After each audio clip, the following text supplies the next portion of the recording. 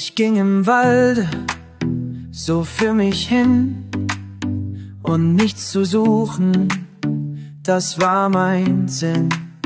Im Schatten sah ich ein Blümchen stehen, wie Sterne leuchten, wie Äuglein schön.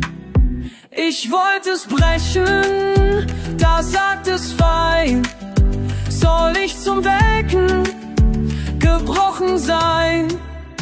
Ich grub's mit allen, den Würzlein aus, zum Garten trug ich's am hübschen Haus und pflanzte es wieder am stillen Ort.